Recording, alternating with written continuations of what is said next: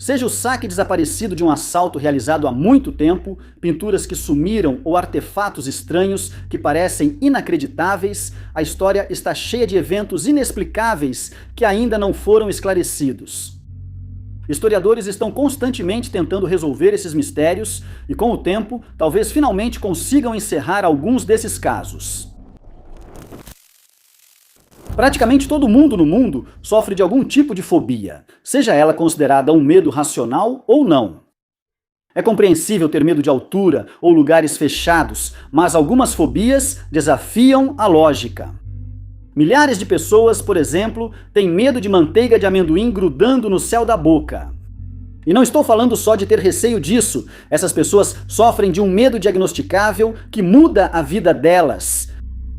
Algumas pessoas conseguem comer pequenas quantidades de manteiga de amendoim, mas na maioria das vezes evitam chegar perto disso.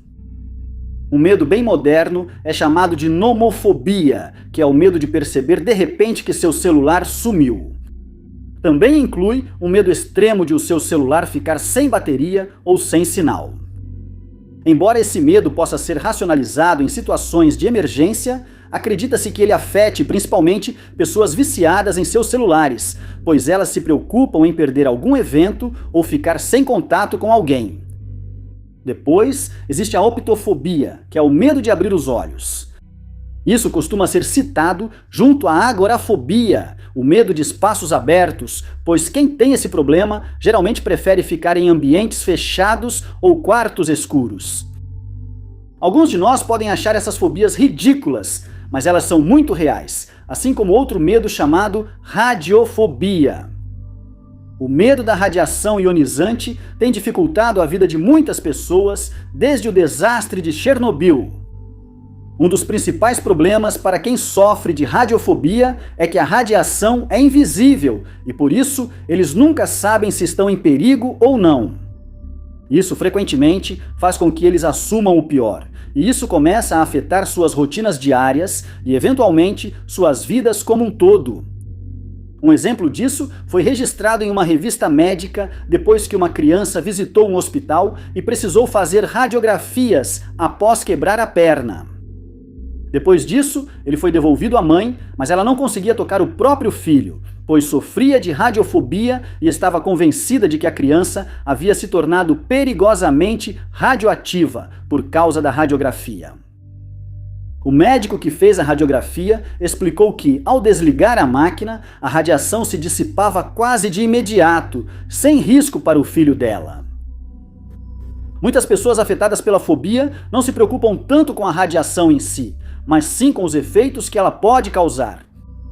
Sabe-se que a radiação pode causar câncer em algumas pessoas que foram expostas a ela, e por isso os que sofrem dessa fobia temem que já tenham recebido uma dose alta de radiação, e que é apenas uma questão de tempo até começarem a notar os sintomas do câncer. Algumas pessoas têm crises da fobia, por exemplo, quando ouvem falar de um acidente em uma usina nuclear ou quando há conversas sobre a construção de armas nucleares. Para outros, isso se torna permanente e frequentemente debilitante. Muitos casos foram relatados após o desastre de Chernobyl e após o acidente na usina nuclear de Fukushima, no Japão. Em 2011, especialistas afirmaram que esses medos geralmente são causados por uma superestimação dos perigos da radiação. Mas esse fato não torna o medo menos real, por mais irracional que possa parecer para o resto de nós. Imaginamos que, ao planejar um assalto ousado, criminosos consideram todos os cenários para escapar impunes. Mas em um caso que aconteceu em 2017, durante um roubo realizado em Berlim, na Alemanha, os ladrões deixaram um rastro de pistas para trás e acabaram sendo presos, mas o que eles roubaram nunca foi recuperado. No dia 27 de março daquele ano, Ahmed e Vassam Renmo, que eram primos, contaram com a ajuda de um segurança chamado Dennis W., um amigo de longa data que trabalhava como segurança no Museu Bode. Ele trabalhava no museu há um mês, quando o trio decidiu fazer um assalto ousado. Eles quebraram uma das janelas do prédio para entrar e uma vez lá dentro usaram um skate e um carrinho de mão para roubar uma moeda comemorativa de ouro de 100 quilos, conhecida como Big Maple Leaf.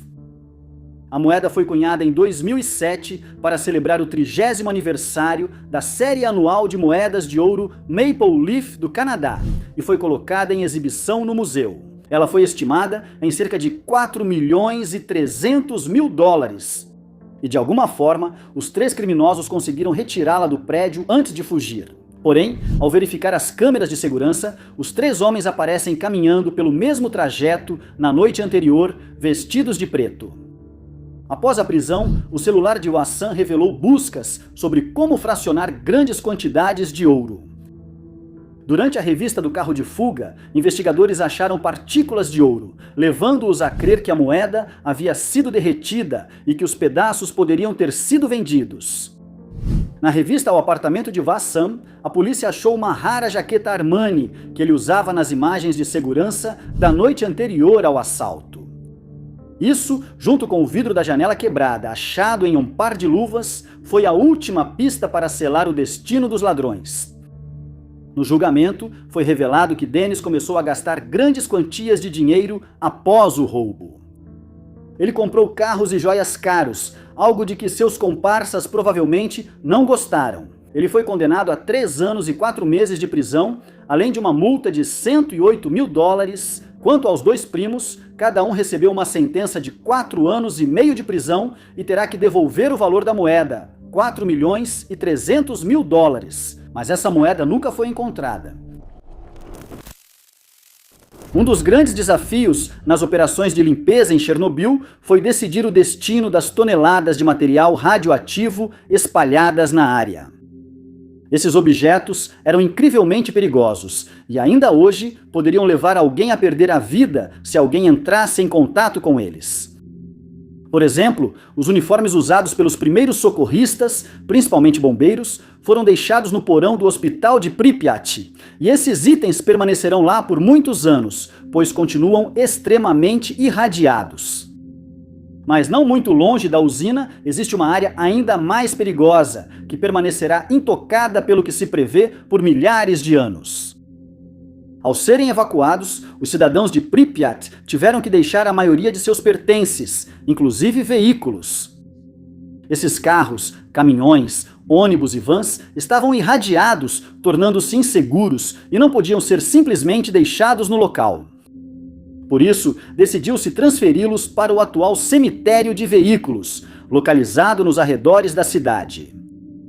Esses veículos já são perigosos, mas os usados nas operações de resgate e limpeza são ainda mais, pois foram levados até a usina e expostos a enormes quantidades de radiação.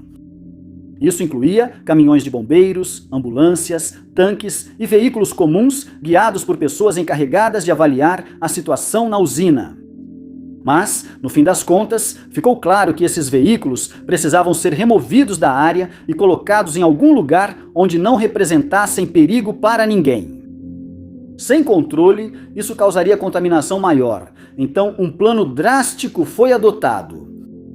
Todos esses veículos foram levados para um campo na vila de Buryakivka, que ficava a cerca de 11 quilômetros da usina, onde foram estacionados para nunca mais serem vistos novamente. Antes do desastre, a vila abrigava pouco mais de 220 pessoas, mas todas foram obrigadas a evacuar. E agora, ela não aparece mais no registro de assentamentos, como se nunca tivesse existido.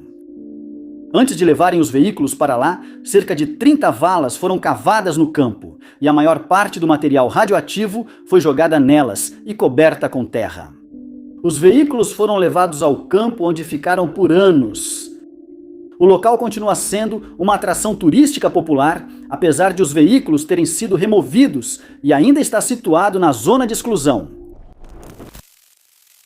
John Dillinger sempre será lembrado como um dos criminosos mais famosos e astutos da história americana.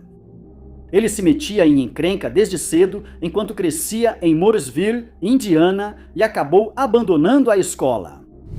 Quando adulto, ele entrou na Marinha dos Estados Unidos, mas desertou após poucos meses de serviço.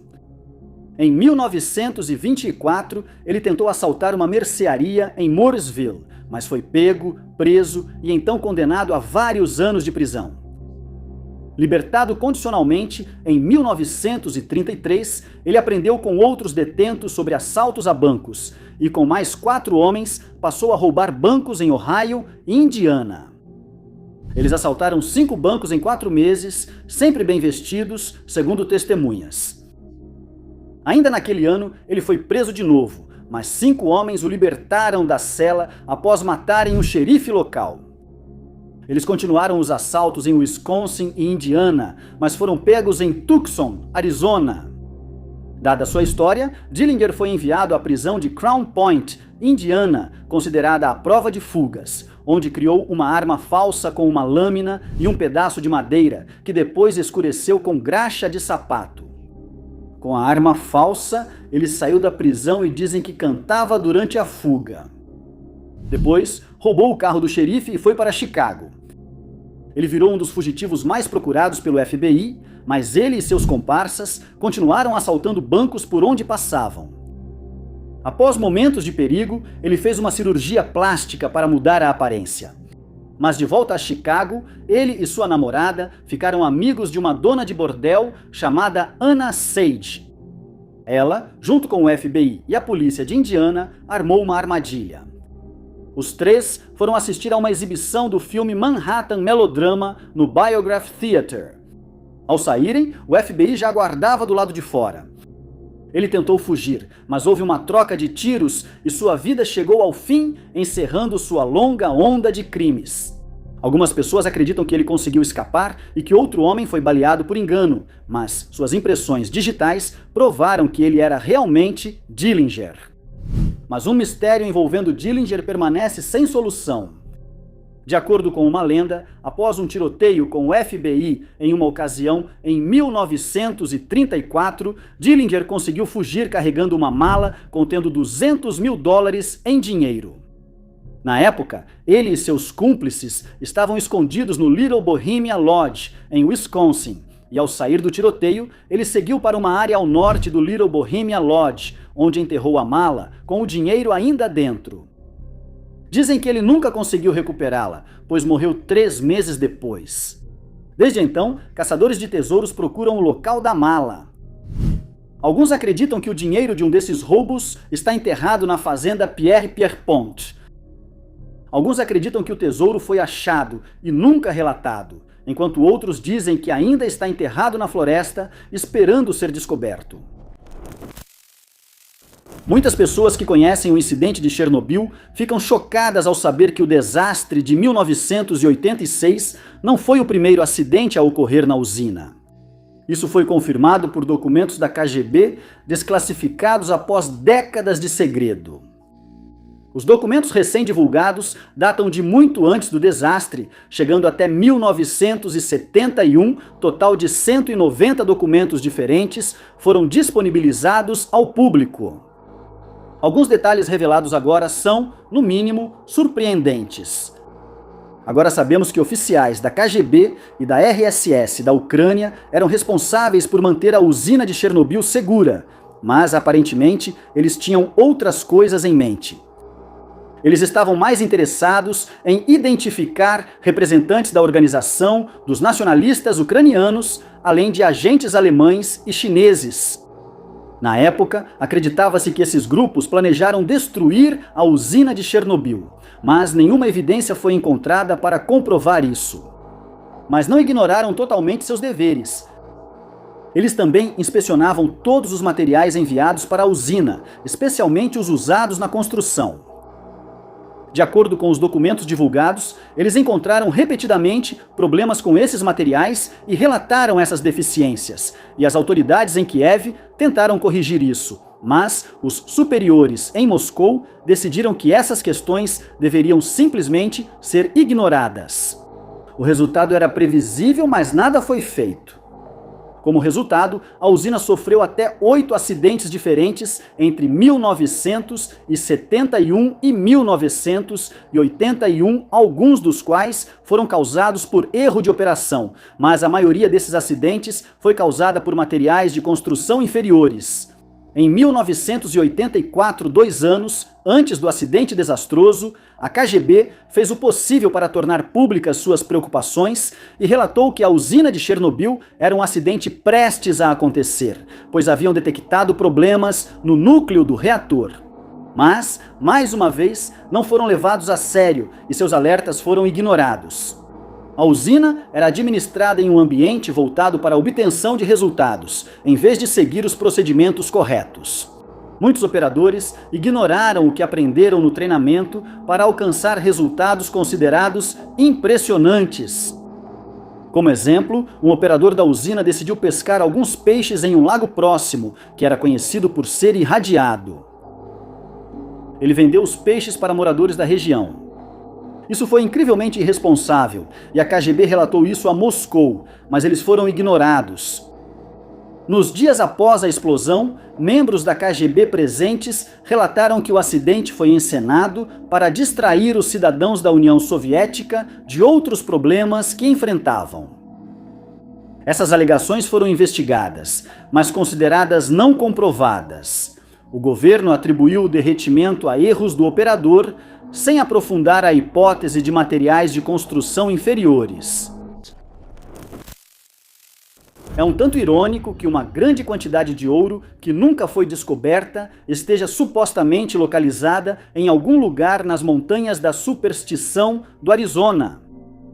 A lenda da mina de ouro do holandês perdido começou na década de 1870, quando um garimpeiro chamado Jacob Waltz fez uma revelação surpreendente.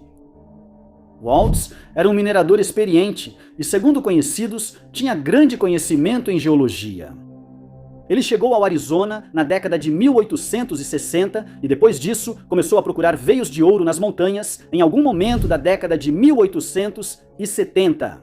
Dizem que ele encontrou um veio enorme que o teria tornado um homem muito rico, mas manteve a localização do ouro em segredo absoluto. Uma versão diz que ele vendeu $250 mil em ouro para a Casa da Moeda dos Estados Unidos, mas alguns historiadores atribuem isso a outro homem e outros acham a história fictícia.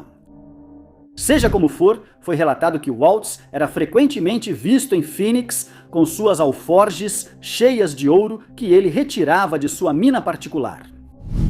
Perguntavam onde ele achou o ouro, mas ele era evasivo e passava direções falsas para a mina. Como esperado, muitos tentaram segui-lo à mina sempre que ele ia buscar outra carga. Mas, como mateiro experiente, despistava todos antes de voltar à mina pelas montanhas. Como ele já havia percorrido o trajeto tantas vezes, sabia exatamente como se livrar de qualquer um que estivesse o seguindo. Waltz comprou uma propriedade perto de Phoenix e já na casa dos 80 decidiu esconder a mina. Segundo relatos, ele foi à mina uma última vez e cavou um buraco de quase 2 metros perto da entrada. Depois, ele tapou o buraco com 2 troncos de pau-ferro, cobrindo-os com terra e pedras. Ele disse que a entrada da mina era tão bem escondida que alguém poderia passar por cima sem notar que estava sobre riquezas incalculáveis. Em 1891, a propriedade de Waltz foi devastada por uma enchente e, como resultado, ele adoeceu de pneumonia. Apesar dos cuidados de uma enfermeira, ele morreu e levou o segredo da mina para o túmulo. Antes de falecer, ele afirmou que havia pelo menos $20 milhões em ouro deixados na mina, mas deixou uma pista sobre sua localização. Ele afirmou que, da entrada, podia ver a trilha militar, mas acrescentou que a mina não podia ser vista dessa trilha. Ele disse que o caminho até a mina não é direto e há um truque para achar a entrada. Outras pistas indicam que ela está localizada em um canyon que segue para o norte, que ele podia ver a Weaver's Needle a partir da mina e que há uma parede de rocha em algum ponto ao longo do caminho correto. Mas muitas pessoas acreditam que essas pistas foram intencionalmente enganosas, já que Waltz nunca teve a intenção de que a mina fosse encontrada. Acontecer. Não demorou para que os moradores percebessem que nenhum evento de magnitude igual jamais havia ocorrido em nosso planeta. Planos tiveram que ser formulados rapidamente e, em muitos casos, ninguém sabia se seriam eficazes, já que nunca antes haviam sido necessárias medidas desse tipo. Devido à gravidade da situação, muitas pessoas começaram a buscar respostas na Bíblia, e uma descoberta surpreendente foi feita. O nome Chernobyl é composto por duas palavras, Shemi, que significa preto, e Bel, que em inglês quer dizer erva ou talo. Há uma abundância de uma planta chamada erva preta, ou absinto preto, na região, e é esse nome que causou alvoroço entre teólogos e pessoas com bom conhecimento da Bíblia, já que o absinto é mencionado nas profecias do livro. A passagem em questão vem dos versículos 10 e 11 do livro do Apocalipse, capítulo 8, e diz, abre aspas, o terceiro anjo tocou sua trombeta, e uma grande estrela, ardendo como uma tocha, caiu do céu sobre um terço dos rios e das fontes de águas. O nome da estrela é absinto. Um terço das águas se tornou amargo, e muitas pessoas morreram por causa das águas que se tornaram amargas. Notavelmente, no 25º aniversário do desastre, uma estátua foi erguida na antiga cidade de Chernobyl. Ela mostra a figura do terceiro anjo, colocada na entrada do complexo memorial Estrela de Absinto de Chernobyl, com trombeta aos lábios, como se fosse anunciar um desastre iminente. Ainda não se sabe se o nome foi escolhido de propósito para coincidir com a profecia, mas isso levou muitos a temerem o suposto fim do mundo. Eles também apontaram que a profecia menciona uma estrela que queima como uma tocha, o que eles equiparam à queima do núcleo do reator, que, a princípio, parecia ter sido contida, mas depois piorou repentinamente. Eles destacam que o lençol freático perto da usina fica próximo à superfície e que o rio de Dnieper, nas proximidades, é o maior sistema de águas superficiais da Europa. Após o desastre, temia-se que o reator queimasse até o lençol freático. Se isso ocorresse, toda a água ficaria radioativa e imprópria para consumo, deixando milhões sem água potável.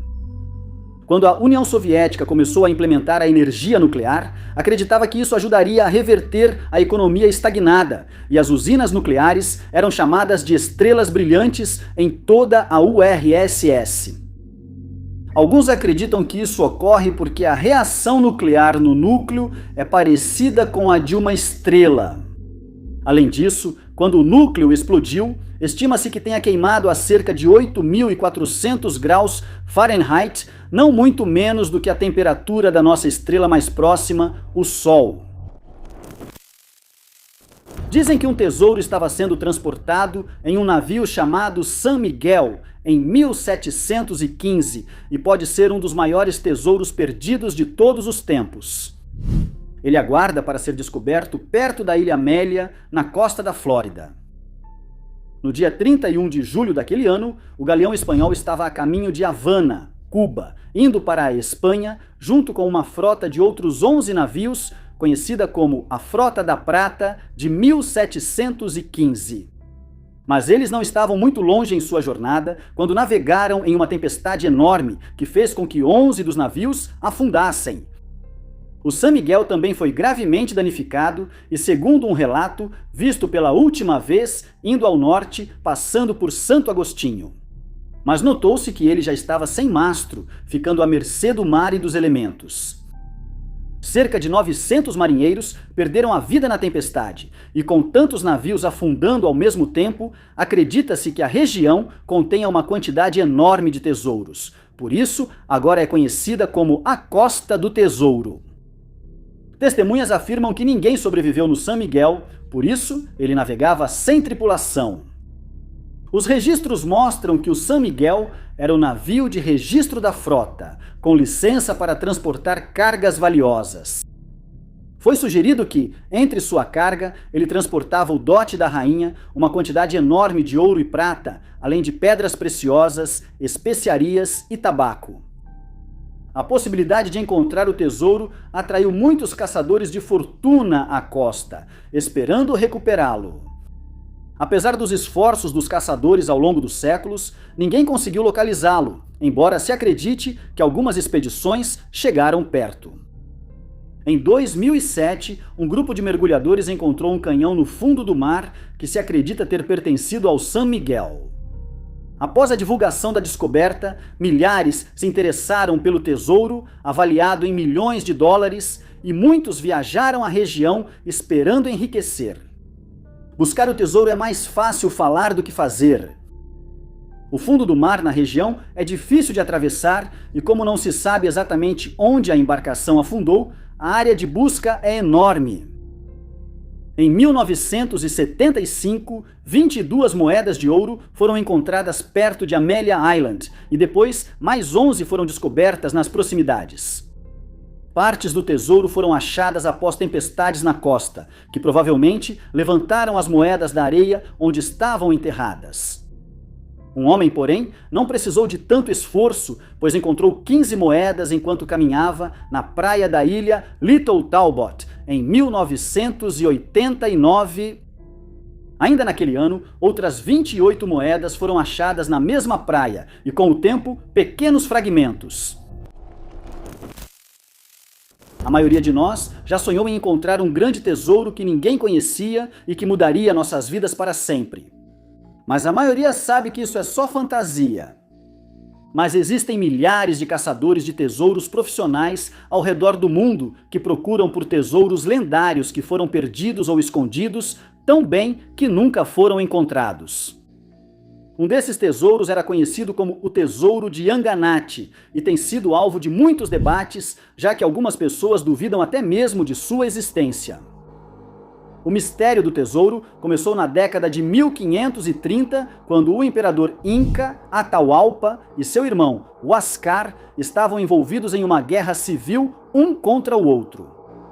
O conquistador espanhol Francisco Pizarro viu isso como uma oportunidade e, em 1532, invadiu o Império Inca, aprisionando Atahualpa em Cajamarca durante o processo. O imperador, desesperado para recuperar a liberdade, negociou com seu captor, oferecendo grandes riquezas em ouro inca pela libertação.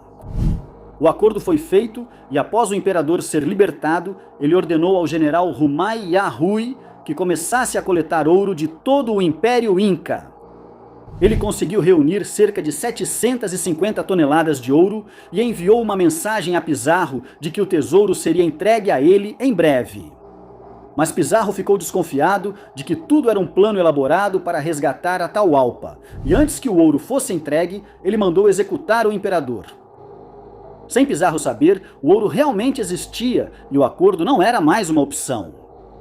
Humai Yahui queria ter certeza de que o ouro não chegaria às mãos de Pizarro, então ele decidiu escondê-lo dele. Ele viajou para o norte do Equador, hoje conhecido como Yanganates, onde o ouro foi escondido. Humai Yahui acabou sendo feito prisioneiro pelos homens de Pizarro. Apesar de tratado cruelmente, recusou-se a revelar onde estava o tesouro. Ele acabou falecendo sem jamais revelar a localização. Naquela época, a região era completamente desabitada e hoje pouquíssimas pessoas se atrevem a ir até lá, já que o terreno na montanha é conhecido por ser extremamente difícil de atravessar. A área fica na divisa da Avenida dos Vulcões e é conhecida por receber uma quantidade enorme de chuva todos os anos. Além disso, geralmente é coberta por névoa densa, que pode facilmente fazer um aventureiro cair em fendas, rios ou pântanos. Mesmo assim, alguns caçadores de tesouros acham a perspectiva de encontrar 750 toneladas de ouro tentadora demais para ignorar. Todos os anos, muitos vão às montanhas esperando encontrá-lo. Dizem que pelo menos 3 pessoas sabiam a localização exata do tesouro. Décadas depois, quando José Valverde se casou com uma mulher de Latacunga, o pai da mulher revelou a localização do ouro para ele como presente de casamento. Como resultado, Valverde viveu sua vida como um homem muito rico e, antes de falecer, escreveu um guia que se traduz como A Rota de Valverde. O guia foi entregue ao rei da Espanha, que enviou uma expedição às montanhas para recuperar o ouro, mas não encontraram o ouro e um homem morreu nos pântanos. Não foram encontrados registros de novos esforços para recuperar o ouro, mas, em 1850, o botânico Richard Spruce se deparou com a história do tesouro escondido enquanto conduzia pesquisas sobre tratamentos para a malária no Equador. Mais de 3 décadas depois, o caçador de tesouros Barth Blake afirmou ter encontrado o esconderijo, que, segundo ele, continha estátuas de ouro de animais, humanos e flores.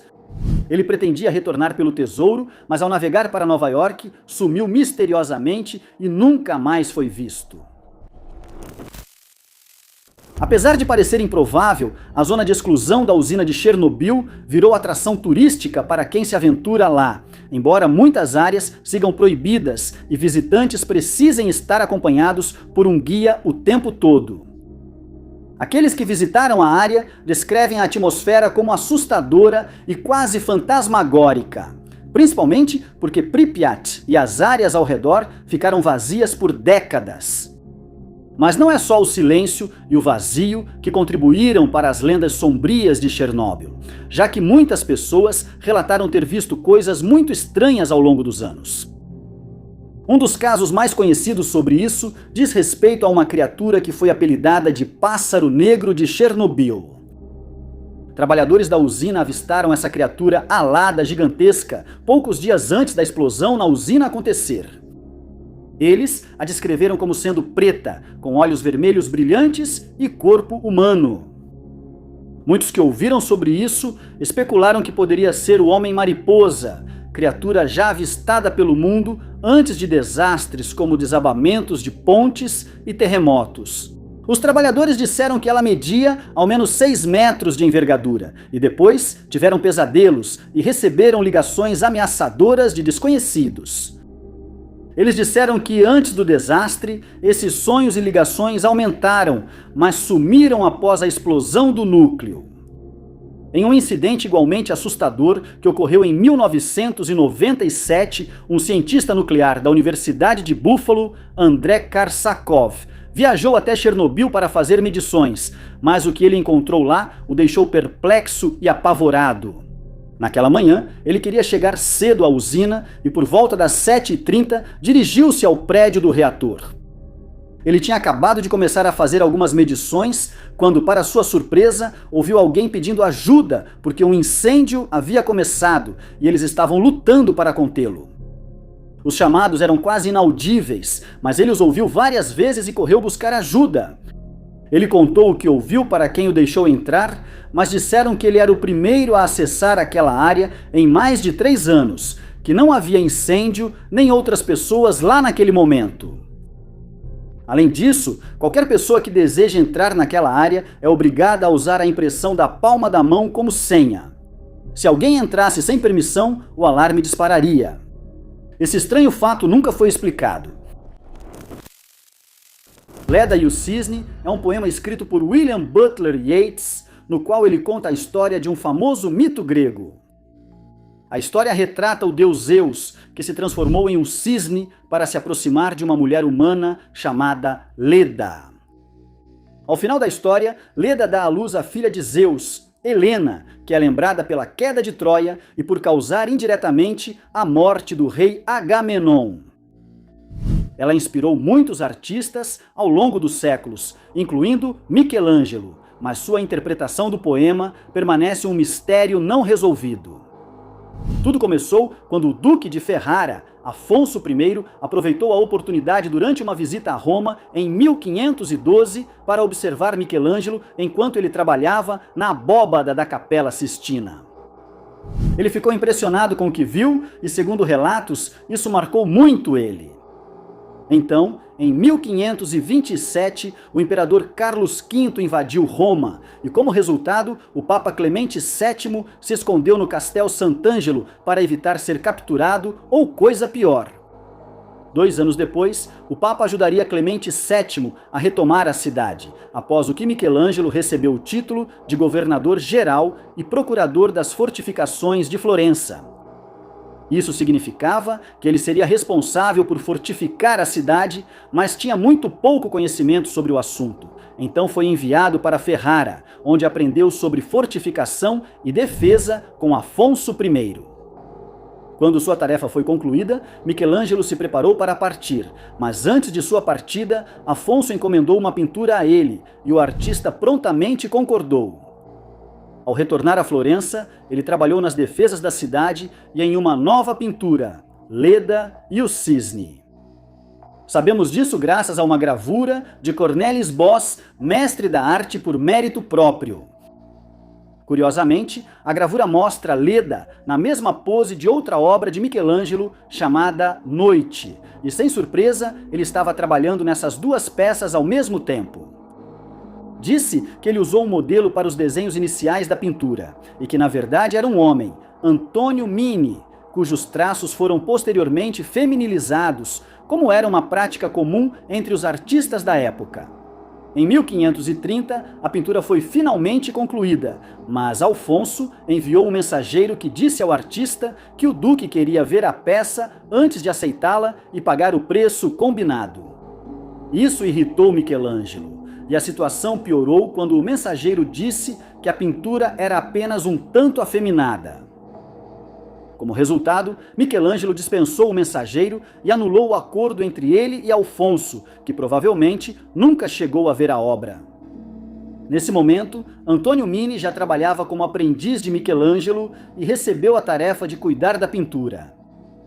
Foi sugerido que a pintura foi realmente dada a ele, já que ele tinha duas irmãs que ainda não haviam se casado, e se Mini vendesse a pintura, o dinheiro que recebesse traria um alívio muito necessário para a sua situação financeira.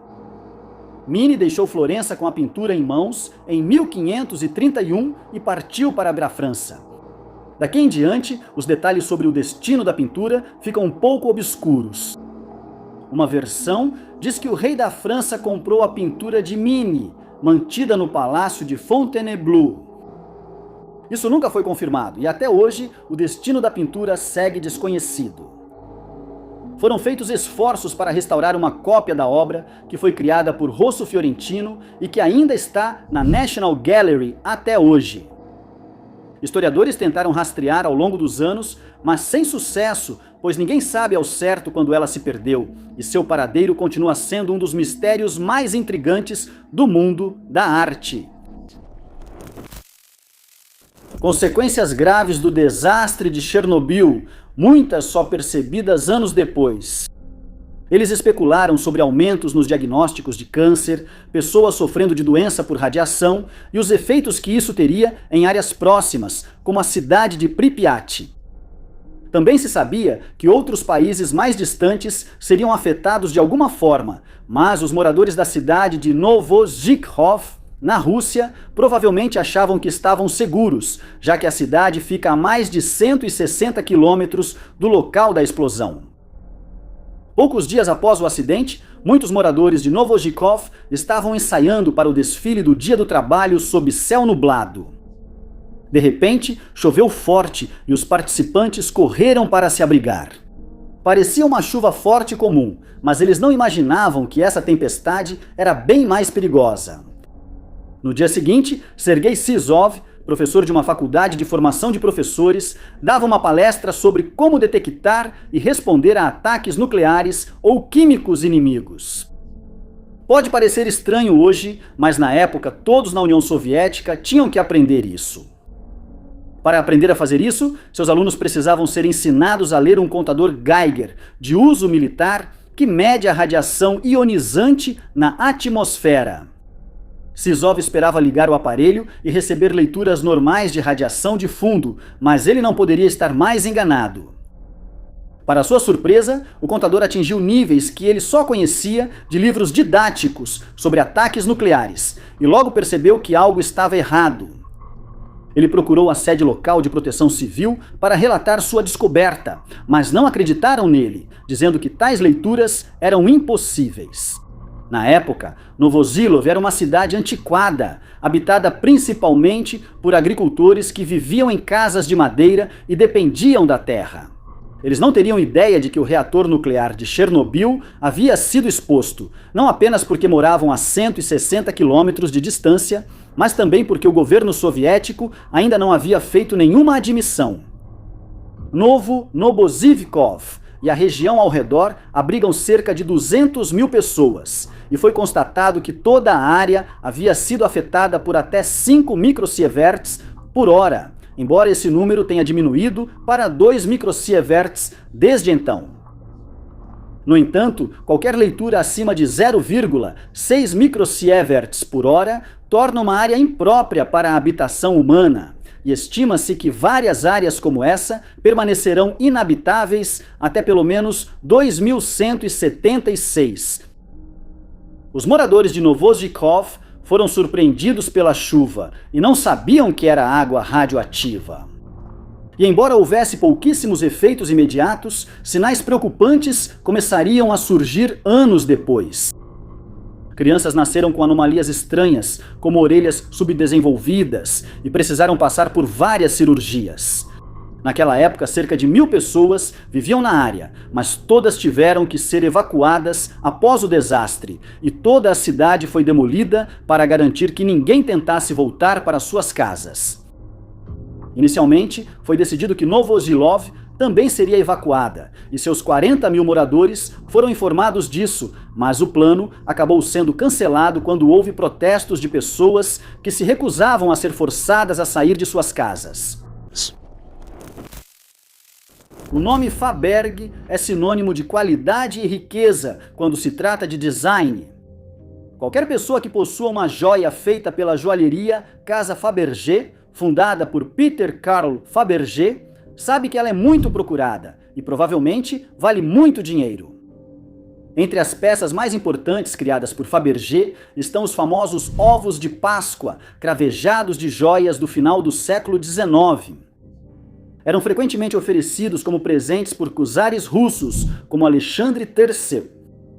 Um dos ovos mais valiosos de Alexandre III, que continha uma galinha de ouro sentada sobre palha dourada, foi dado como presente à sua esposa em 1885. Ele também contém uma pequena réplica de diamante da coroa imperial e um pingente de rubi, e quando sua esposa o recebeu, dizem que ela ficou extremamente encantada. Como resultado, Fabergé foi nomeado ourives oficial do César por nomeação especial, e a cada ano ele recebia a encomenda de criar mais desses ovos temáticos cravejados de joias. Cada um continha uma surpresa única dentro, e com o tempo o czar havia colecionado um total de 52 ovos, o que equivaleria a uma fortuna. Mas esse tesouro logo seria saqueado quando os bolcheviques, liderados por Vladimir Lenin, tomaram o controle da Rússia em 1917, durante a Revolução de Outubro. Logo, as joias de ouro do czar e outros tesouros foram apreendidos e guardados na armaria do Kremlin. Felizmente, Lenin decidiu não destruir nem derreter esses itens, mas, em 1927, Iosif Stalin decidiu vender os tesouros, pois precisava de fundos. Os itens foram vendidos principalmente de forma individual e foram comprados por colecionadores de todo o mundo. Ao longo dos anos, o tesouro foi espalhado e a localização dos ovos Fabergé permaneceu misteriosa por um tempo. Alguns ovos decoravam casas de colecionadores ricos, enquanto outros eram vendidos em casas de penhores por muito menos do que valiam. Um homem dos Estados Unidos ficou rico quando revelou que o ovo, que ele havia comprado por $14.000, na verdade valia 33 milhões, e contou que o encontrou por acaso em uma pequena loja de esquina. Ele planejava desmontar o ovo para sucata, que era usado como decoração no balcão da cozinha. Mas antes de se desfazer dele, ele notou uma inscrição no relógio dentro do ovo e descobriu que valia muito mais do que ele havia pago. Um por um, os ovos foram localizados e devolvidos ao seu devido lugar. 6 ainda estão desaparecidos até hoje. A tarefa de localizar os ovos fica ainda mais difícil pelo fato de que algumas reproduções de alta qualidade foram feitas ao longo dos anos. E em várias ocasiões, pessoas ficaram desapontadas ao descobrir que pagaram milhares de dólares por um ovo que era praticamente sem valor. Entre aqueles que ainda não foram recuperados estão a galinha com pingente de safira, o querubim com carruagem, o ovo nécessaire, o ovo lilás, o ovo real dinamarquês e o ovo comemorativo de Alexandre III de 1900, 2009. A busca por esses ovos ainda está em andamento e espera-se que, com o tempo, os ovos restantes desaparecidos sejam encontrados, caso já não tenham sido destruídos ou desmontados. Logo após o desastre de Chernobyl, os cientistas perceberam que o reator não poderia permanecer do jeito que estava, e a decisão foi, eventualmente, cobri-lo com uma estrutura feita de concreto e aço. Essa estrutura recebeu o apelido de sarcófago, e não há dúvidas de que ajudou a conter a propagação da radiação. Mas, por ter sido construída às pressas, apresentava falhas, e com o tempo a água infiltrou, corroendo a estrutura. Temia-se que ela desabasse e gerasse ainda mais detritos radioativos na usina, por isso decidiram desmontá-la com cuidado. O sarcófago inicial foi construído por nada menos que 600 mil pessoas, que tinham a tarefa de garantir que as 220 toneladas de material radioativo no local fossem devidamente cobertas. Mais de 14 milhões de pés cúbicos de concreto foram usados em sua construção, junto com 16 milhões de libras de aço. Após a instalação, buracos foram feitos na lateral do escudo para observar o núcleo externamente. Os observadores estavam protegidos da radiação pelos filtros instalados nesses buracos, mas essa proteção era sempre temporária. A construção da estrutura começou 2 meses após o desastre e levou 7 meses para ser concluída. Infelizmente, os trabalhadores encarregados de instalar o escudo negligenciaram o fechamento das juntas e aberturas no teto do prédio. Nessas áreas, a água começou a se infiltrar. Durante a instalação, 31 pessoas receberam doses letais de radiação e acabaram perdendo suas vidas. 2 anos depois, o governo soviético revelou que o sarcófago foi projetado para durar apenas cerca de 20 anos e que uma estrutura secundária precisaria ser instalada em seu lugar. Em 1991, a União Soviética deixou de existir e o governo ucraniano lançou uma competição internacional para encontrar o melhor projeto para a sua estrutura. Em 2004, foi anunciado que um projeto de designers britânicos seria utilizado, pois continha um arco deslizante que poderia ser colocado no lugar com o mínimo de esforço. Isso evitaria a exposição desnecessária dos trabalhadores à radiação, cobrindo totalmente a antiga estrutura e o reator. 2 grupos franceses, conhecidos coletivamente como Novarca, venceram o contrato para construir a chamada nova estrutura de confinamento seguro. Ela foi construída a quase 300 metros de distância do reator, depois que as peças foram enviadas da Itália. E quando ficou pronta, pesava cerca de 32 mil toneladas. Enquanto isso acontecia, foi descoberto que o teto do sarcófago original estava prestes a desabar e andaimes foram adicionados para mantê-lo no lugar. Em 2014, a estrutura da nova cobertura foi posicionada. Depois disso, a construção do restante da cobertura começou e o projeto foi concluído em 2016 e instalado em novembro daquele ano. No norte de Israel, fica um lago conhecido como Mar da Galileia, também chamado de Lago Tiberíades. Esse lago é mencionado na Bíblia em várias ocasiões, principalmente quando Jesus reuniu seus primeiros discípulos, quando andou sobre as águas, quando alimentou 5.000 pessoas com apenas 2 pães e 5 peixes, e quando acalmou a tempestade no lago. Esse último evento é o tema de uma pintura criada pelo famoso artista Rembrandt van Rijn, chamada A Tempestade no Mar da Galileia. Ela foi pintada em 1633 e segue como a única paisagem marítima conhecida que ele criou, tornando-a extremamente valiosa. Ela retrata um pequeno barco de madeira pego em uma tempestade no lago, e a embarcação está claramente em perigo, pois suas velas estão rasgadas e, comparada às ondas enormes que está enfrentando, parece quase insignificante. Os 14 marinheiros no barco são vistos rezando, desesperados para chegar à terra ou serem resgatados, embora isso pareça muito improvável. Por isso, seus rostos mostram desespero diante da morte quase certa. Alguns marinheiros tentam, sem sucesso, conduzir o barco, enquanto outros tentam acordar Jesus, que dorme perto do leme. 4 dos homens estão tentando colocar as velas em ordem novamente, mas, devido ao vento uivante, essa era uma tarefa impossível. Acredita-se que um marinheiro segurando uma corda representaria o próprio artista, embora isso nunca tenha sido comprovado.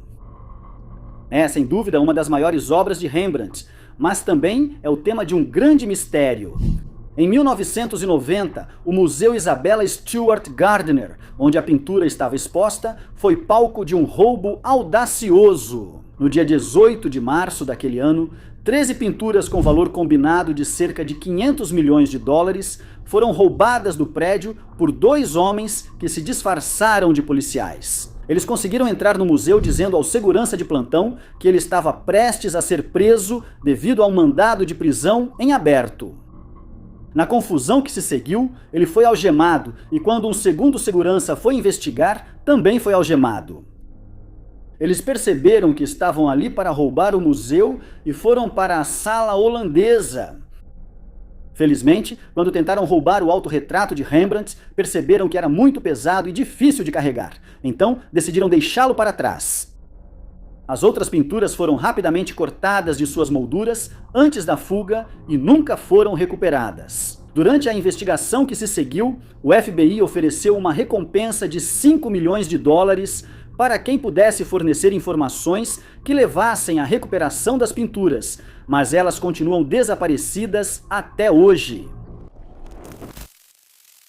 De acordo com reportagens divulgadas em maio de 1986, após o desastre de Chernobyl, não foi apenas Pripyat e suas cidades vizinhas que foram afetadas pela radiação liberada, já que foi constatado que certas partes da Europa estavam apresentando níveis de radiação mais altos do que o normal. Apenas uma semana após a explosão, todos os países da Europa continental já haviam relatado níveis elevados de radiação.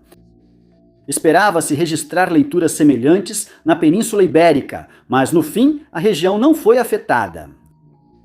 Na época, o mundo inteiro estava em suspense, já que um desastre desse tipo nunca havia ocorrido em nossa história antes, e havia muita incerteza sobre quantos países seriam afetados. Lembre-se de que o primeiro sinal de problema veio de leituras registradas na Suécia, a mais de 1.500 quilômetros da usina, enquanto o governo soviético se esforçava para manter o desastre em segredo do resto do mundo. Quando a verdade veio à tona, cientistas passaram a monitorar o vento sobre Kiev e perceberam que ele mudava sempre, tanto em direção quanto em intensidade. Isso tornou impossível estimar imediatamente a quantidade de radiação que estava sendo espalhada pela Europa e causou muita incerteza. A Polônia e a Escandinávia foram afetadas por um vento sudoeste que soprou após a explosão, mas logo mudou para um vento leste. E como resultado, leituras mais altas de radiação foram então registradas na Grécia, no sudoeste da Alemanha e no que era a Iugoslávia na época. A França relatou que havia observado um aumento na radioatividade atmosférica, enquanto a Holanda decidiu arquivar seus planos de migrar para a energia nuclear depois que leituras acima do normal foram descobertas lá. Polônia, Alemanha Oriental e Suécia passaram a se preocupar e, em certas regiões, fazendeiros foram orientados a manter o gado em locais fechados nas primeiras semanas, por medo de que fosse afetado pela radiação liberada. Moradores foram orientados a não beber água da chuva coletada e evitar cogumelos e vegetais, pois não se sabia o quanto estavam afetados. A Polônia foi o país do leste europeu mais afetado, e à medida que o pânico começou a se espalhar, os moradores começaram a comprar iodo e alimentos não contaminados. O iodo é conhecido por ajudar a prevenir a contaminação por radiação. Na Alemanha Ocidental, o governo alertou para o uso moderado de comprimidos de iodo, pois o pânico levou muitos a tomarem em excesso e sofrerem intoxicação. O governo começou a limitar o fornecimento de leite fresco das áreas mais afetadas do país. Como os efeitos da radiação eram desconhecidos, essas áreas incluíam Baviera, Hesse e outras.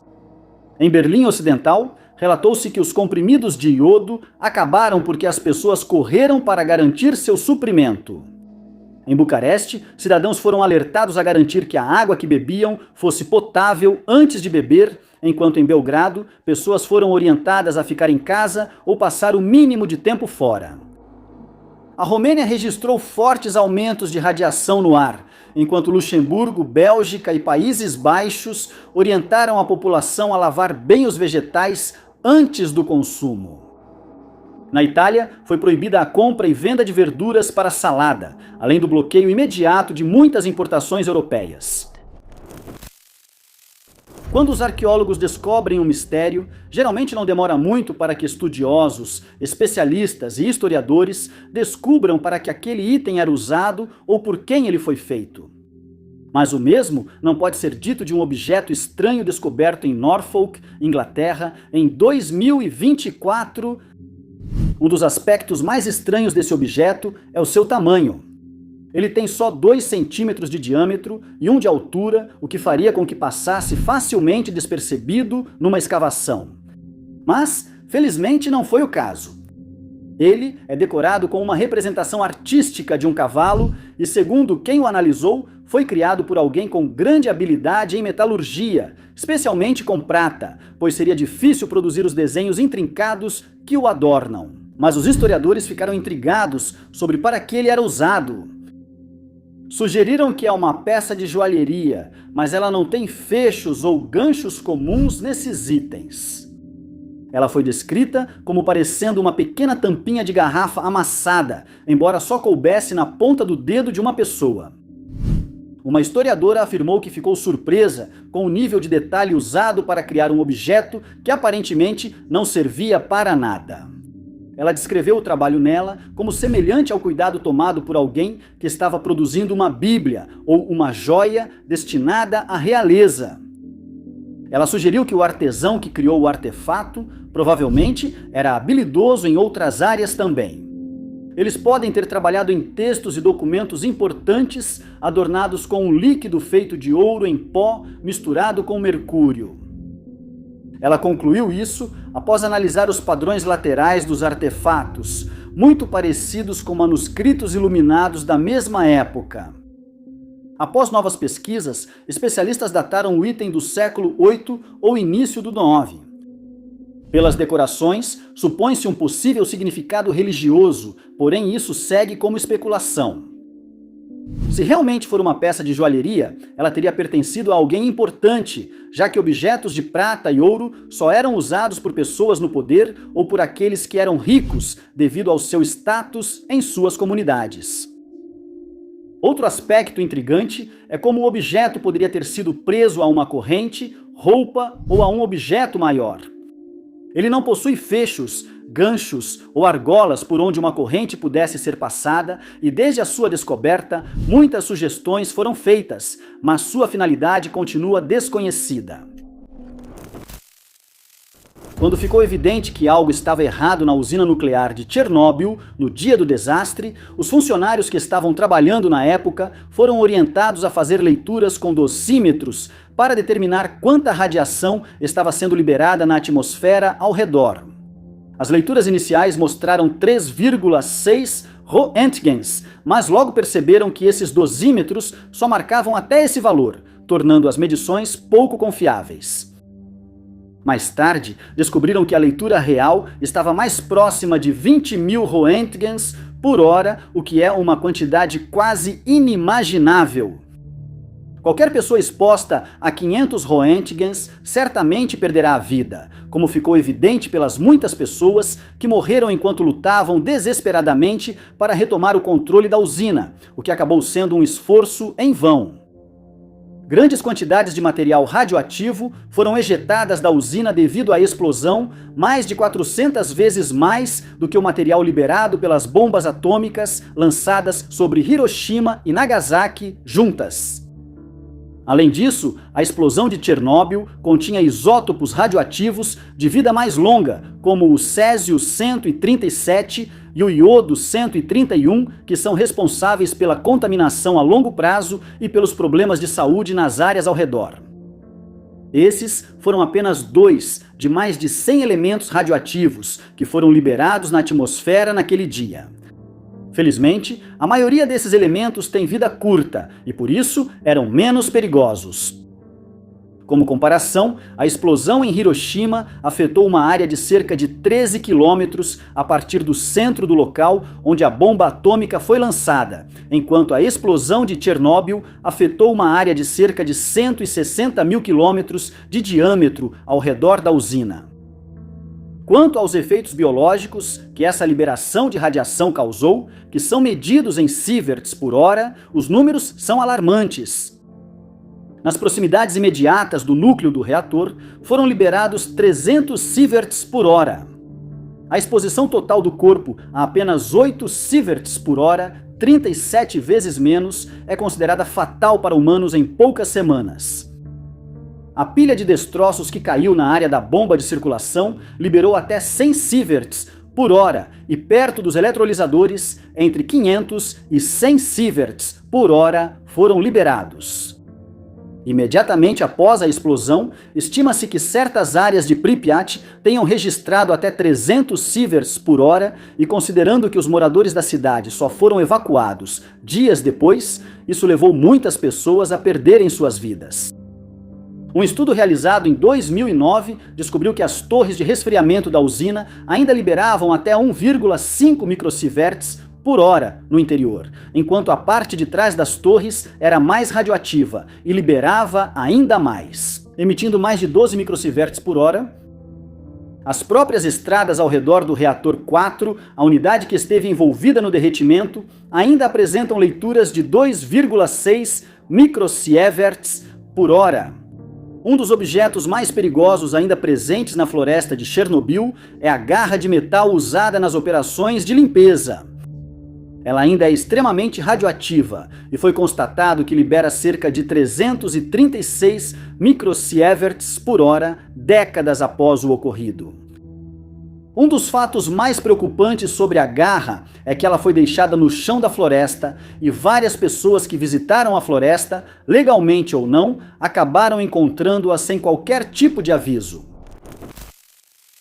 A real dimensão do impacto do desastre de Chernobyl na área ao redor e em partes da Europa é difícil de compreender, pois muitos danos da radiação só apareceram muito tempo após a explosão. Várias pessoas perderam a vida enquanto combatiam o incêndio na usina e durante as operações de limpeza, que levaram muito tempo para serem concluídas. A radiação liberada não ficou localizada e os efeitos a longo prazo sobre os moradores de Pripyat, cidades vizinhas e países distantes como a Suécia só apareceram anos depois. Nas 2 primeiras décadas após o desastre, uma equipe internacional de 6 cientistas calculou que cerca de 2.000 pessoas perderam a vida como resultado direto. E na década seguinte, esse número caiu drasticamente para cerca de 50. De acordo com um relatório divulgado pelo Fórum de Chernobyl, até 1.000 funcionários do reator e equipes de emergência no local foram expostos a grandes quantidades de radiação nas primeiras 24 horas após a explosão. E nos 12 meses seguintes, mais 200.000 pessoas foram expostas.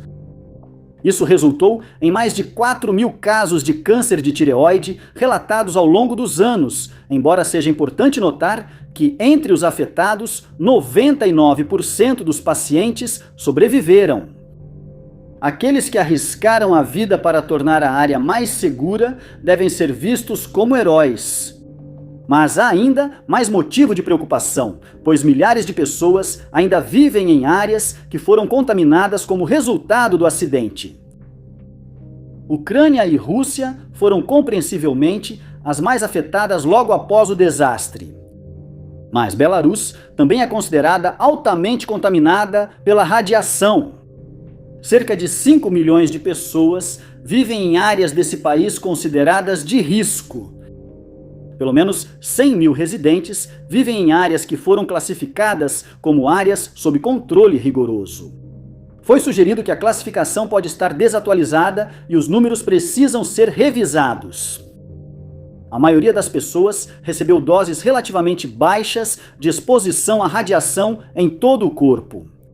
E, de acordo com vários estudos, não foi encontrada nenhuma evidência de que isso tenha tido efeito sobre a fertilidade ou que tenha causado qualquer aumento em malformações congênitas.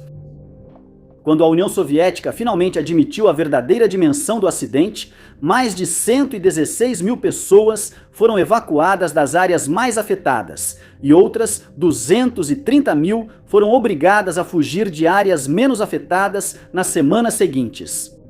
Mas nesse momento a radiação já começara a cobrar seu preço. Os esforços de realocação provaram ser muito traumáticos para aqueles que foram obrigados a deixar suas casas. Devido aos mitos sobre o destino de quem ficava em áreas contaminadas, algumas pessoas passaram a sofrer de um fatalismo paralisante. Eles achavam que pouco podia ser feito para melhorar, pois foram levados a crer que seus destinos já estavam selados. Os sintomas desse estado mental incluem falta de ambição e um grau incomum de apatia. Os efeitos psicológicos que o desastre causou nas pessoas afetadas são claros, mas elas também tiveram que lidar com a possibilidade de problemas de saúde futuros, como catarata e doenças cardiovasculares. Alguns dos mistérios mais intrigantes que continuam a confundir os historiadores são artefatos que foram descobertos e que parecem não fazer sentido algum.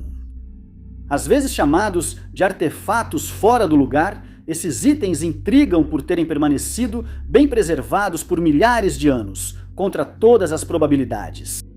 Um desses artefatos é chamado de Espada de Gujian e foi datado de cerca de 2.500 anos atrás. Ela foi descoberta enquanto arqueólogos trabalhavam ao longo do rio Zeng, na China. O objetivo das escavações era desenterrar tumbas já descobertas. Mas enquanto esse trabalho estava sendo realizado, eles se depararam com um artefato totalmente inesperado, entre outros 2.000 que foram removidos e preservados. Mas a espada de Gujian foi de longe a mais impressionante. Ela foi achada ao lado dos restos de alguém cujo caixão foi gravemente danificado pela água. O caixão estava enterrado há mais de 1000 anos, e por isso eles acharam notável que a espada estivesse em tão boas condições. Acredita-se que, graças à excelente fabricação da espada, incluindo sua bainha, que era quase à prova d'água, a lâmina foi protegida da água subterrânea, que danificou o caixão e de outros elementos naturais. A lâmina mede 22 polegadas de comprimento e possui um cabo de 3,3 polegadas. Ao ser retirada da bainha, a lâmina estava quase perfeita e, segundo relatos, ainda cortava 20 folhas de papel. A própria lâmina é feita principalmente de cobre, mas também foi constatado que contém pequenas quantidades de estanho. A guarda é decorada com turquesa e cristais azuis. Ao datarem a espada, descobriram que foi fabricada entre 771 e 403 a.C., tornando seu estado de conservação ainda mais extraordinário. Após a inspeção, especialistas identificaram 8 caracteres na lâmina e começaram a decifrar seu significado. 6 dos caracteres explicavam que a espada foi feita para o rei de Yue e que era destinada ao seu uso pessoal. Mas isso levou a um novo dilema. Durante o período em que a espada foi feita, até 9 pessoas diferentes governaram a região conhecida como Yue. A única opção era inspecionar o caixão em que ela foi descoberta, assim como os restos mortais da pessoa com quem ela foi encontrada. Depois disso, foi constatado que a lâmina pertencia a Gougia, que é conhecido por ter sido rei de Yue entre 496 e 465 a.C. Ele era conhecido como um bom rei, que não se achava superior pela posição. Ele ficou conhecido por superar tempos difíceis em seu reino, preferindo comer a comida do povo em vez de luxos enquanto eles lutavam para sobreviver, ao contrário de muitos outros monarcas da história. Sugeriu-se que a espada foi feita para Guzi, em homenagem à sua humildade e por ter permanecido próximo ao povo de seu reino, apesar de sua posição. Infelizmente, ao ser emprestada para exposição em Singapura, a espada rachou quando um funcionário tentou retirá-la da vitrine. Desde então, ela ficou na China e provavelmente não será mais emprestada.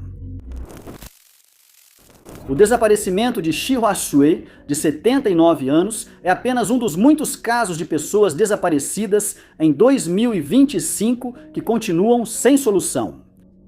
A família dela fez vários apelos ao público que qualquer um com informações sobre seus últimos movimentos ou paradeiro se manifeste, mas até agora nenhuma pista foi encontrada sobre o que aconteceu com ela.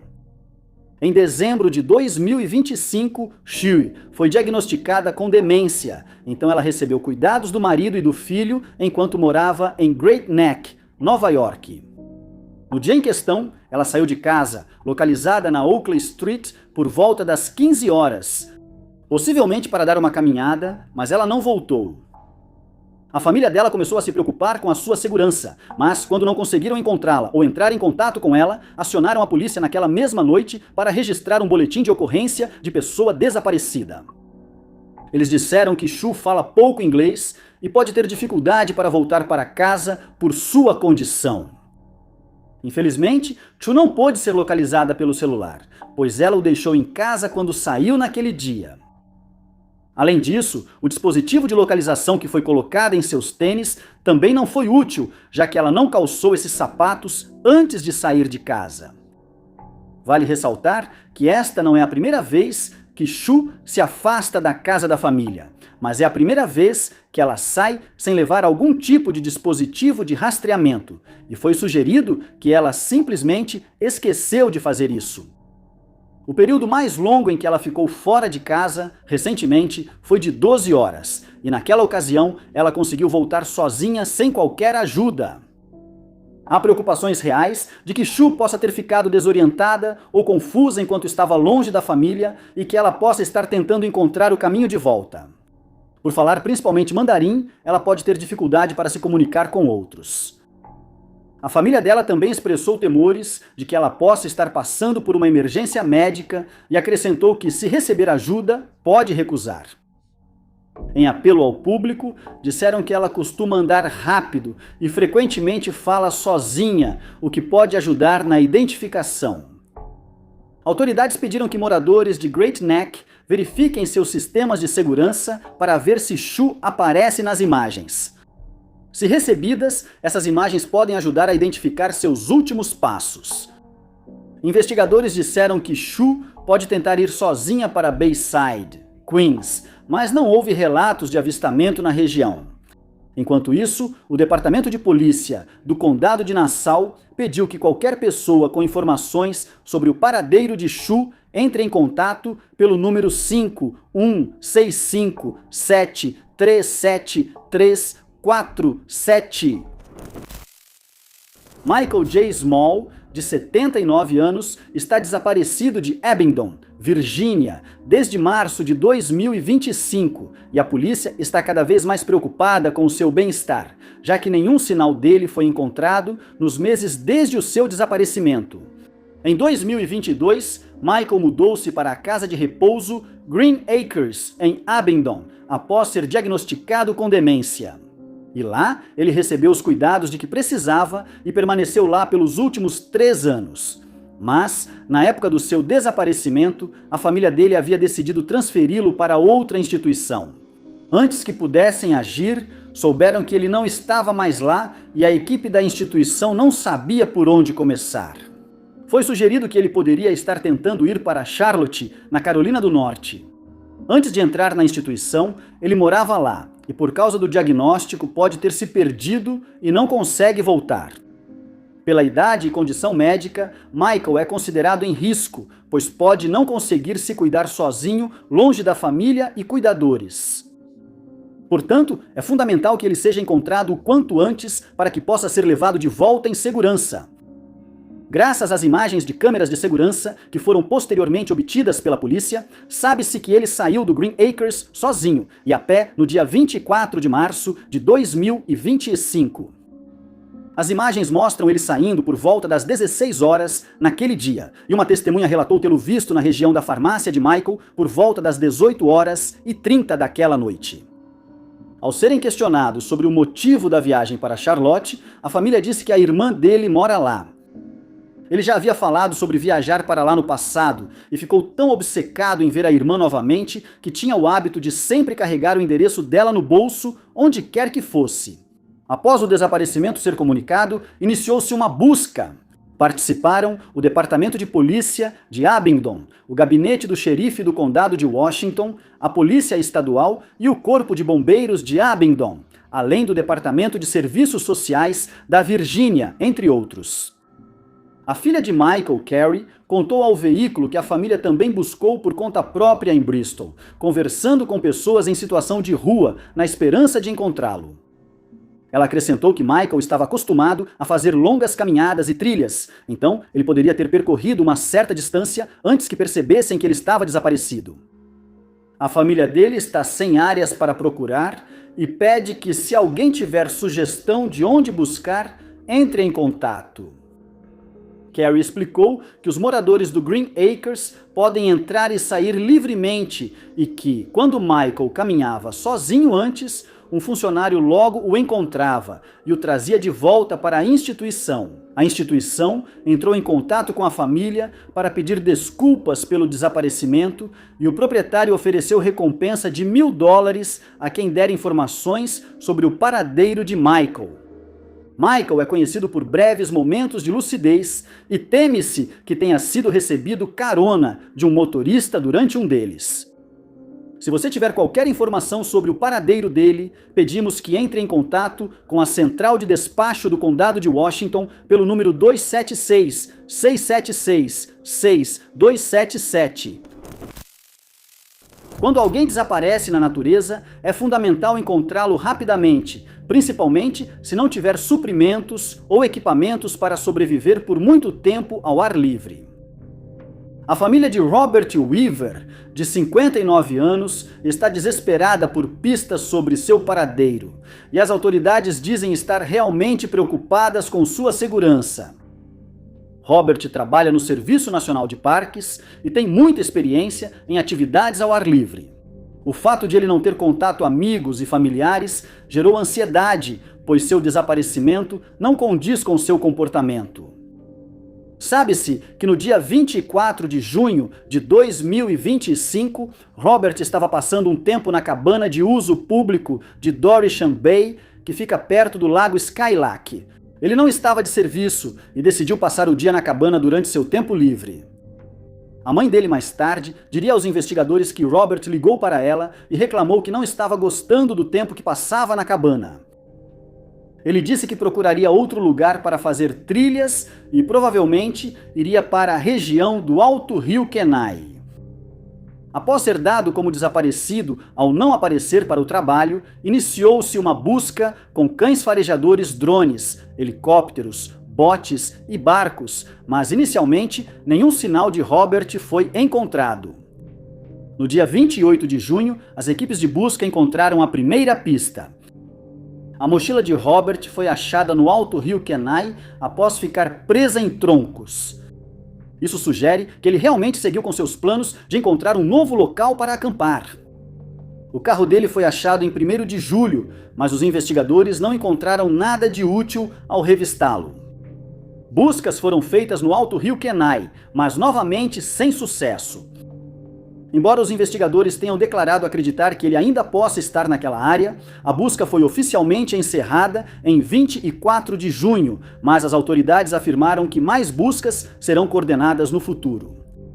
Serão feitas pelo Serviço Nacional de Parques e Parques Estaduais do Alasca, com apoio dos policiais estaduais do Alasca.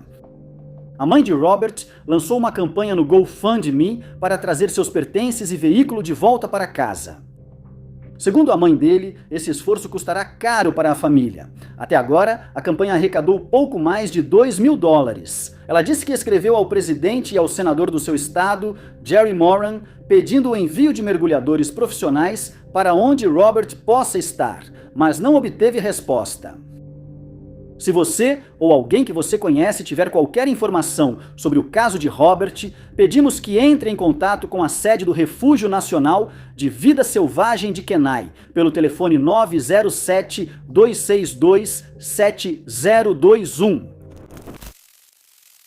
Fred Van Valkenburg, de 63 anos, desapareceu na segunda metade de 2025. Mas o caso dele continua sem solução, já que sua família, amigos e as autoridades não conseguiram localizá-lo. Eles pediram ajuda ao público, esperando que o caso seja resolvido.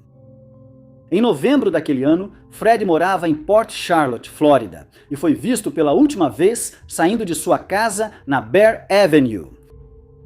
Ele deveria voltar ao trabalho no dia 2 de dezembro, mas não fez isso.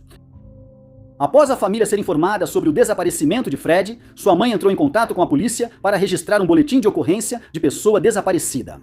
Desde então, as autoridades fizeram de tudo para localizá-lo, mas tiveram pouco sucesso.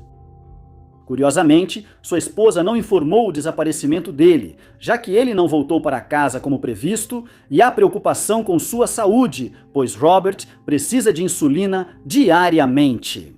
Acredita-se que ele esteja sem insulina, por isso é fundamental encontrá-lo para que receba a medicação necessária.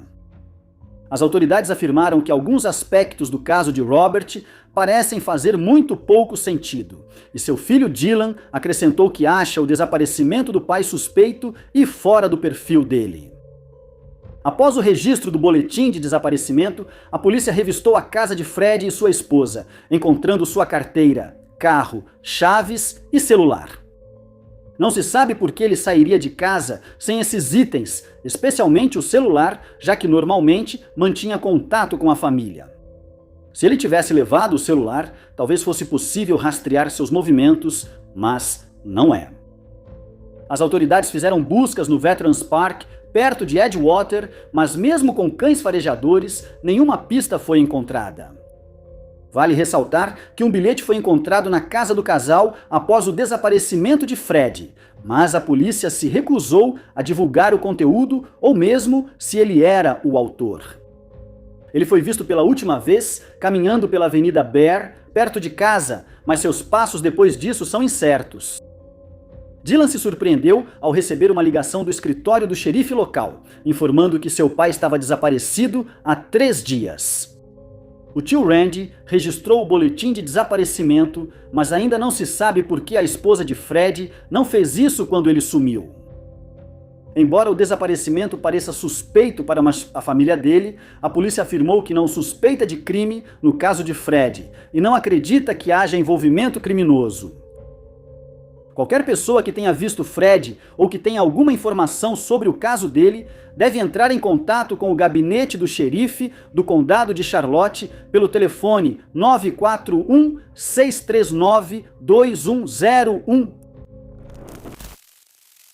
Adib Ed Rohana, de 69 anos, é bem conhecido na comunidade de Vestal, em Shenango, Nova York. Na época do seu desaparecimento, ele já morava na região há 3 décadas, e seu negócio, uma concessionária de carros usados chamada Cars R Us, era um ponto conhecido na área há 20 anos. Por isso, seu desaparecimento repentino e sem explicação chocou a comunidade, e mesmo com todos os esforços, ele ainda não foi encontrado. A polícia agora pediu que qualquer pessoa com informações sobre o caso se manifeste, para que os 5 filhos de Adib possam finalmente encontrar algumas das respostas que procuram. A última vez que Adib foi visto foi por volta do meio-dia do dia 11 de janeiro de 2025, enquanto ele estava em sua concessionária, que fica na Upper Front Street. A família dele ficou preocupada quando ele não voltou para casa naquele dia, e quando ainda não tinham notícias dele até o dia 14 de janeiro, decidiram entrar em contato com a polícia para registrar um boletim de ocorrência de pessoa desaparecida. Um dos primeiros passos da investigação foi checar os registros telefônicos, e surpreendentemente, o telefone de Adib foi atualizado às 18 horas, no dia em que desapareceu enquanto estava perto da concessionária. Poucos minutos depois, ele foi desligado e não foi mais ligado desde então. Após a família de Adib fazer um apelo emocionante ao público, algumas pistas foram recebidas e investigadas, mas nenhuma dessas dicas levou à localização de Adib. Os detetives analisaram todas as informações para tentar reconstruir os passos do homem desaparecido após sair da concessionária. Mas nenhuma filmagem útil de câmeras de segurança foi encontrada e ainda não se sabe se ele saiu por vontade própria ou se foi vítima de algum crime. Os investigadores têm certeza de que alguém na comunidade de Vestal sabe o que aconteceu com Adib, mas essa pessoa não se apresentou, deixando a investigação parada, já que nenhuma outra pista foi encontrada. Para incentivar quem tiver informações, a família dele ofereceu recompensa de $20.000 a quem ajudar a polícia a localizar Adib Adib. Apesar da alta recompensa, ninguém trouxe esse tipo de informação. Quem viu Adib ou puder ajudar a polícia a encontrá-lo deve ligar para a linha de denúncias do xerife do condado de Broome no número 6078-196. Há uma preocupação real com o bem-estar de Eric Thomas Putnam, de 36 anos, que está desaparecido desde 4 de abril de 2025. Os investigadores divulgaram o máximo de detalhes sobre o caso dele e alguns são muito preocupantes. Eric é de Ocala, na Flórida, e quando desapareceu, ele trabalhava na Marion Pneumatics and Hydraulics, que fica na Magnolia Avenue. Ele foi visto lá durante seu turno no dia do desaparecimento e nenhum colega teve notícias dele depois disso. Pouquíssimos detalhes estão disponíveis no caso de Eric, mas sabe-se que existem preocupações reais com sua segurança, devido a algumas pistas que foram encontradas desde o dia em que ele desapareceu sem deixar rastros. Em 7 de julho, 3 meses após o desaparecimento, sua mãe, Rebecca Sanchez, recebeu uma ligação de alguém que avistou o carro de Eric, mas as informações apenas aumentaram a preocupação com sua segurança. Informaram a ela que o carro dele havia sido incendiado antes de ser encontrado no número 1224 da East Anderson Street em Orlando, e que ele foi rebocado antes que a cena pudesse ser analisada pelos investigadores. Sugeriu-se que alguém incendiou o veículo para eliminar evidências, mas isso é só uma teoria, pois nenhum outro sinal de crime foi encontrado. A família dele entrou em contato com a comunidade do condado de Marion, pedindo que qualquer pessoa que tenha alguma ideia do que aconteceu com ele naquele dia entre em contato com a polícia imediatamente. A área onde o carro dele foi achado foi analisada, mas nada útil foi encontrado. Ninguém viu a causa do incêndio, então continuou desconhecido se isso foi feito de propósito ou se o carro estava apenas com problemas elétricos que o fizeram pegar fogo.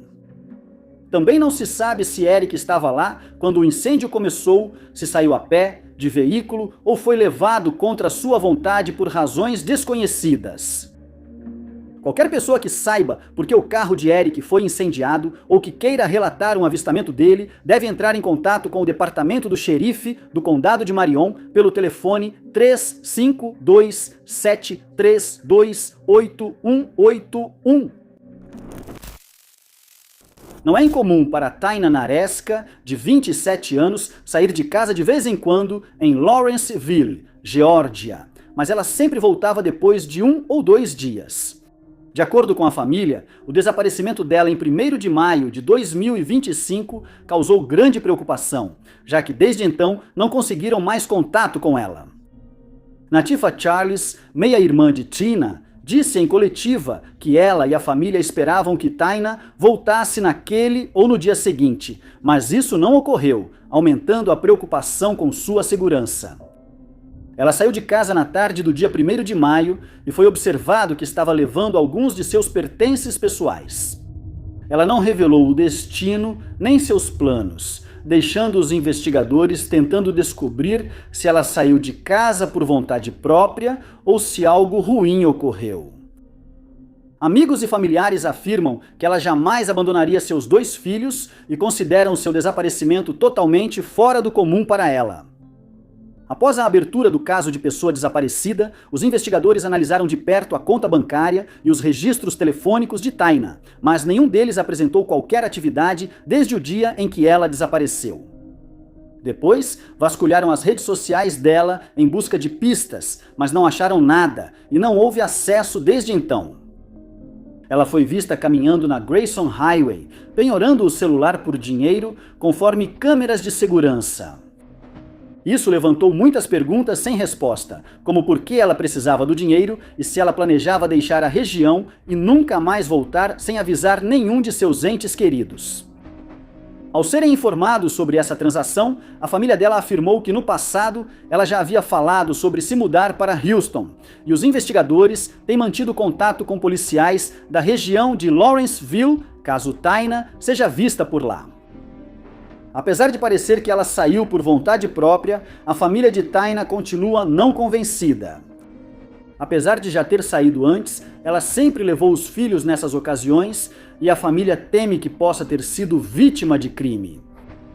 Curiosamente, a família não comunicou de imediato seu desaparecimento. Só após 4 dias do desaparecimento dela, o namorado com quem morava procurou as autoridades, sem explicar o motivo da demora. Mas os investigadores afirmaram que isso não é necessariamente uma prova de que algo nefasto estava acontecendo, já que cada caso de pessoa desaparecida é diferente do outro. Os moradores de Lawrenceville e Houston foram orientados a ficar atentos a Taina e a relatar qualquer avistamento dela.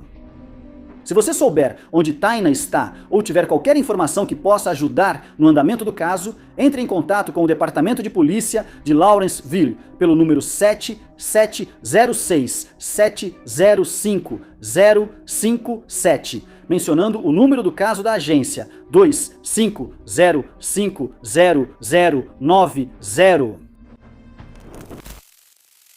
Ashley Moore, de 26 anos, segue desaparecida, apesar dos esforços da família e dos investigadores para encontrá-la. Em setembro de 2025, Ashley estava morando em Hartwell, Ohio. Ela foi vista pela última vez lá em por volta de 10 de setembro, e desde então, família e amigos ficaram cada vez mais preocupados após ela parar de se comunicar.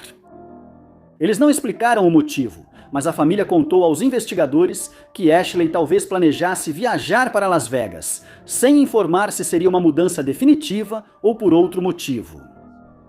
Quando Ashley não voltou para casa como planejado, sua família procurou todos com quem ela costumava passar o tempo para saber se alguém a tinha visto ou sabia quais eram seus planos, mas todos ficaram tão surpresos quanto a família ao saber do desaparecimento. Desde então, todas as tentativas de contato com Ashley falharam e sugeriu-se que seu telefone estava desligado ou sem bateria. Isso significa que o telefone dela não pode ser usado para rastrear sua localização, para a frustração dos investigadores e de seus entes queridos. Acrescentaram que ela pode estar dirigindo um Nissan Sentra com placas temporárias.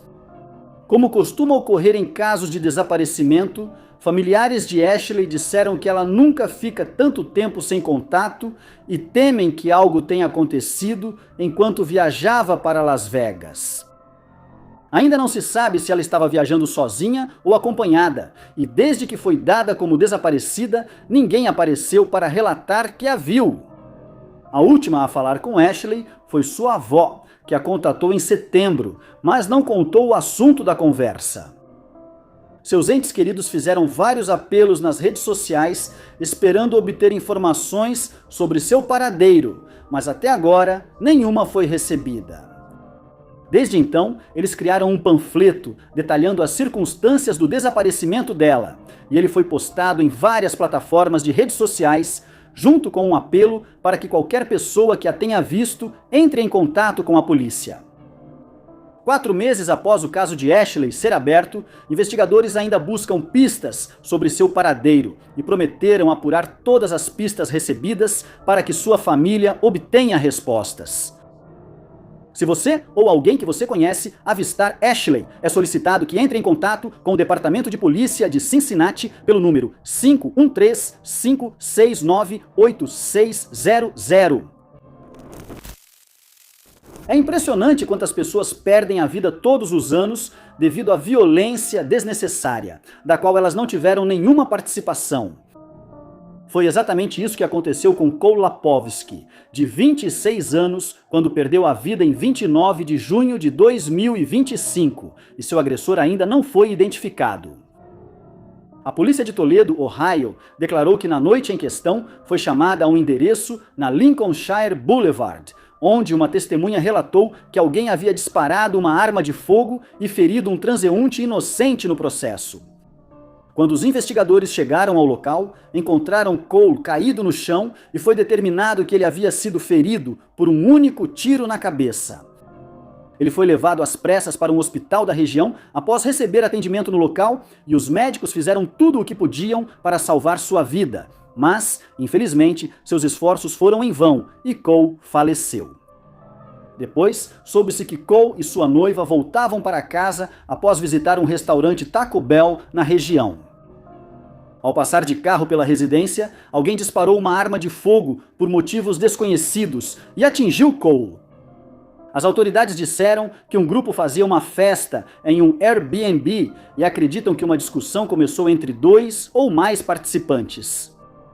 A briga se transformou em violência e vários tiros foram disparados, ferindo Cole. Um vizinho disse que antes da festa, uma mulher bateu à sua porta para avisá-lo que faria uma festa no bairro mais tarde. Ele acrescentou que em poucas horas, cerca de 150 pessoas apareceram e ficou impossível transitar pela rua, já que a festa havia se espalhado pela via. Ficou claro que os participantes da festa haviam bebido muito álcool, já que a polícia voltou depois para recolher vários celulares que tinham sido deixados para trás. Os investigadores foram informados posteriormente de que um segundo homem havia chegado ao hospital após ser atingido e foi determinado que ele também se feriu na festa, provavelmente pelo mesmo agressor, e se recuperou completamente. Como havia tantas pessoas presentes durante o incidente, alguém na festa tem que ter visto quem disparou a arma de fogo, mas ninguém se apresentou, seja porque está protegendo o culpado ou porque tem medo de sofrer retaliação. Nenhuma informação adicional foi recebida, e a polícia pediu que qualquer pessoa que esteve presente na festa naquela noite ou que tenha informações sobre o agressor se manifeste para que a justiça possa ser feita no caso de Cole. Após o ataque, os pais de Cole entraram com uma ação por morte indevida contra Jennifer Wolfe, dona do Airbnb. Eles alegaram que ela não exerceu a devida diligência ao organizar a festa e que foi indiretamente responsável pela morte de Cole. Eles afirmaram que Wolfe não monitorou o tamanho da festa, que estava sendo realizada a poucos metros da casa de Cole. Além disso, eles alegaram que ela não garantiu a segurança dos participantes da festa e da comunidade ao redor e acreditam que tem direito a uma indenização de 25 milhões de dólares, além de mais 10 milhões em danos punitivos. Se você souber quem é o responsável pela morte de Cole ou puder fornecer à polícia qualquer informação útil sobre o caso dele, pedimos que entre em contato com Crime Stoppers pelo número 419-255-1111. Pelo número 419-255-1111. 11. Um caso incomum começou a se desenvolver na Filadélfia em dezembro de 2025, quando um motorista de guincho foi atacado enquanto estava de serviço. O incidente terminou com o motorista perdendo a vida, mas no mês seguinte o caso ficou ainda mais complicado devido a 2 ataques semelhantes que aconteceram. No dia 22 de dezembro de 2025, David Garcia Morales, de 20 anos, estava trabalhando para a 448, Guincho e Resgate. Ele dirigia um dos caminhões de reboque brancos da empresa. Por motivos desconhecidos, alguém se aproximou do caminhão e atirou, matando David. Ao chegarem, os investigadores encontraram David e seu caminhão ainda no local. Ele foi levado ao hospital, recebeu atendimento, mas faleceu em 26 de dezembro devido aos ferimentos. Enquanto isso, a polícia buscou evidências perto do veículo e achou imagens de segurança mostrando um Jeep Grand Cherokee azul marinho dirigido pelo agressor. A imagem foi divulgada e notou-se danos no teto solar e janela traseira do veículo. 3 semanas depois, outro ataque aconteceu contra Aaron Whitfield, de 25 anos, que trabalhava na mesma empresa de reboque. Ele e a namorada estavam no caminhão dele, nas ruas Busselton e North, quando foram atacados a tiros. Imagens de câmeras de segurança mostraram que um sedã cinza se aproximou do caminhão antes de alguém dentro do carro sacar uma arma de fogo e disparar contra as pessoas. Os veículos saíram em alta velocidade e os investigadores acreditam que foi um ataque planejado e coordenado. O carro em questão acabou sendo encontrado e analisado em busca de pistas, e espera-se que os atacantes tenham deixado seu DNA ou impressões digitais, o que pode ajudar na identificação deles e levar à sua prisão. Infelizmente, Aaron não sobreviveu ao ataque, mas sua namorada, que sofreu ferimentos na perna, foi levada às pressas para um hospital e espera-se que ela se recupere totalmente. Com 2 ataques semelhantes ocorrendo em um período tão curto de tempo, a polícia está investigando se os 2 casos estão ligados. Eles também estão investigando um terceiro caso do dia 23 de novembro de 2025, no qual Aaron Smith Sims, de 26 anos, foi atacado. Na época, Aaron trabalhava como olheiro para motoristas de guincho. Isso significa que ele tinha a responsabilidade de informar os motoristas de guincho da região sobre acidentes que haviam ocorrido, para que eles pudessem ir rapidamente ao local e oferecer ajuda. Depois que Aaron foi atacado, ele foi levado para um hospital e por um tempo havia esperança de que ele sobrevivesse, mas ele faleceu em 4 de janeiro de 2026. As 3 vítimas desses casos trabalhavam na mesma empresa de guincho. Como os ataques foram semelhantes, suspeita-se que alguém com rancor contra uma empresa esteja por trás, mas isso ainda não foi comprovado. A polícia sugeriu que isso pode ser parte de uma guerra territorial na região. No passado, as empresas de reboque na Filadélfia já entraram em conflito sobre as áreas que deveriam ser cobertas por cada empresa. E em alguns casos, essas disputas se tornaram violentas. Nenhuma testemunha se apresentou até agora, e mesmo com imagens de câmeras de segurança, nenhum suspeito foi identificado. Qualquer pessoa que tenha informações sobre esses ataques deve passar uma informação ligando para 215-686-8477. Muito obrigado por assistirem. Se você gostou deste vídeo, não esqueça de clicar no botão de curtir. Não esqueça de se inscrever e ativar o sininho para receber nossos próximos vídeos. Eu sou Top 5 Unknowns e até o próximo!